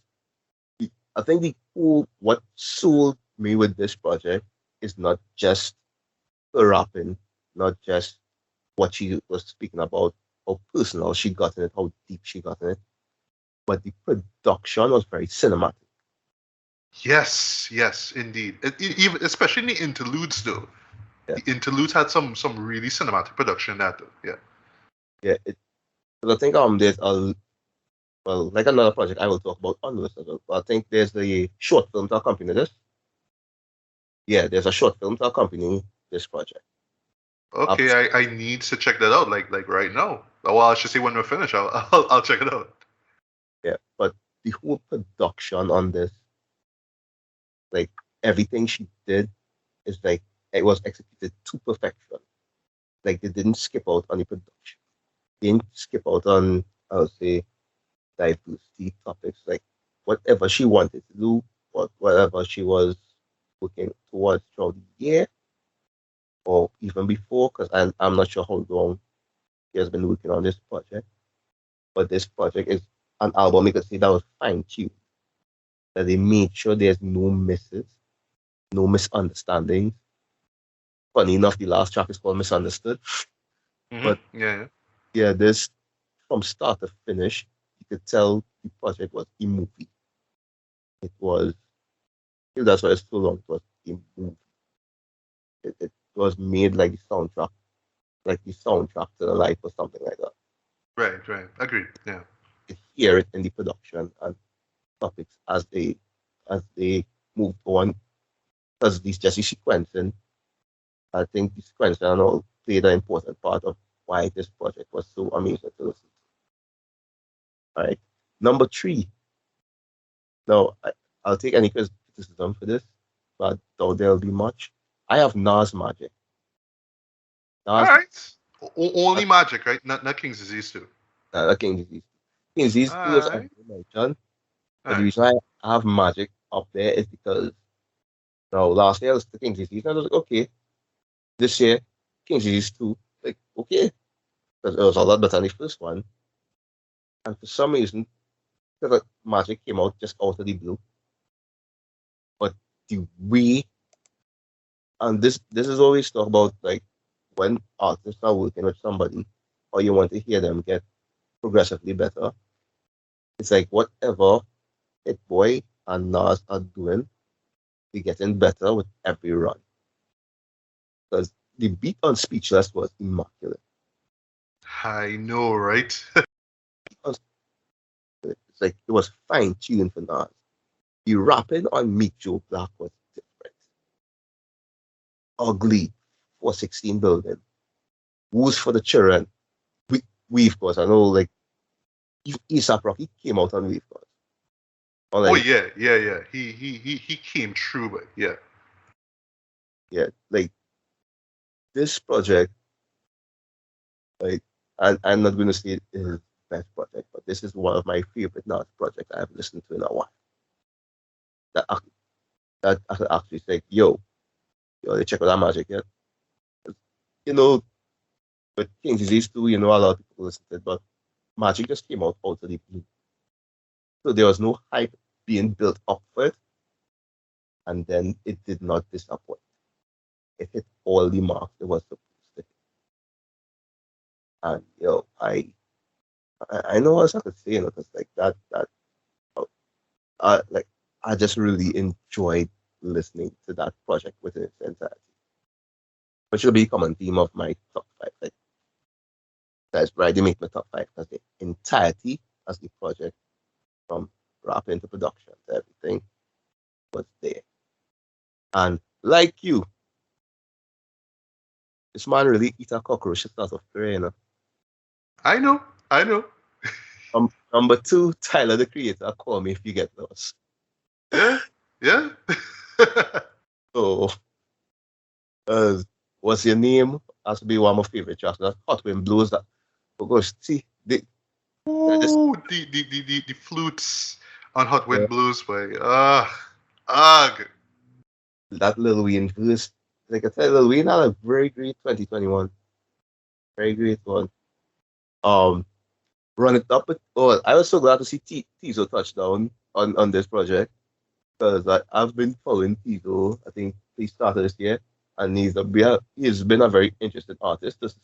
To see him working with Tyler, like up there, I want to see like a lot from him, because he's a very weird individual. So I think why he and Tyler don't mind collaborating and whatnot. Even on Juggernaut with Pharrell. Pharrell swam on that, and Uzi still came out and did his thing on it. I know. Yeah. Uzi was great on that. So like start to finish, just Call Me If You Get Lost was up there. Like how I had Lloyd Banks album was up there. Call Me If You Get Lost was also floating up there as one of my top favorite albums for the year. Because like I said, in its entirety, everything was just amazing. And the whole fact that he is coming off of Ego, and the whole DJ Premier, like narrating the whole project, that No, not Premiere. I'm sorry, DJ Drama. Yeah, drama. Yeah. Yeah, giving it back the whole mixtape feeling. Yeah, that whole aesthetic was really great. So yeah, number two was Tyler. And number one, I think I told you before, and it's since I heard the project to the end of the year, my number one album has not changed, which is Tupac Jones, Don't Go Telling Your Mama. Yes. You introduced me to that one. I checked it out. I put a review of it on my IG account and thing. Yeah. This was my introduction to him though. Honestly, but tell me, this is his debut, right? Um, he had other projects, but this would be like, if you know, because this is the only full project I've ever listened to from him. I used to listen to when he used to put out singles and whatnot. So this would be me going in. So I probably don't know. This is maybe might be his first project, but I've known he was a rapper from long before, because he's been putting out music for years. But this is the first time I've listened to a project from his in its entirety, and from start to finish. The reason why I love this album and have it as my number one. There's a difference between making good songs and making an album, because you could put together a bunch of good songs and you have a project, but it might just sound like a compilation. This every song has an identity. At the same time, the entire project still sounds cohesive.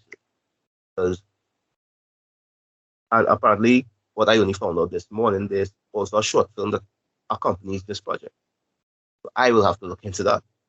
Yeah, I need to check that out too. Yeah. What Topaz Jones did, but I'd say, yeah, I'll also mention, I don't mention, Loot from Dreamville put out a project called Goldmouth. Okay. I didn't know that.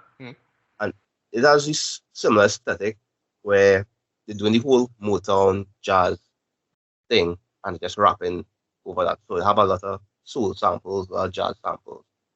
So it sounds like, how they can cook out music, but the rapping on Topaz Jones's project was up there. That's a lot of witty lines. The song Dial, DIL, Dine's a Lifestyle.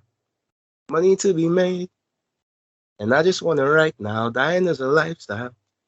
He has Herringbone, where he talks about things you're passing on, like through the family, where we go through a lot of stuff in life and even like trauma, and just pass it all down like a herringbone. Like a lot of clever one-liners. Black Team, where he's actually talking about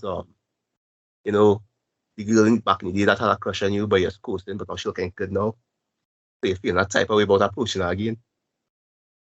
So yeah, like every song, like the whole album must feel like gold, rich, like, and the last song, Buggin' is what like made me like, when you listen to a project and you get to the last song, you ever saw it start over the entire project.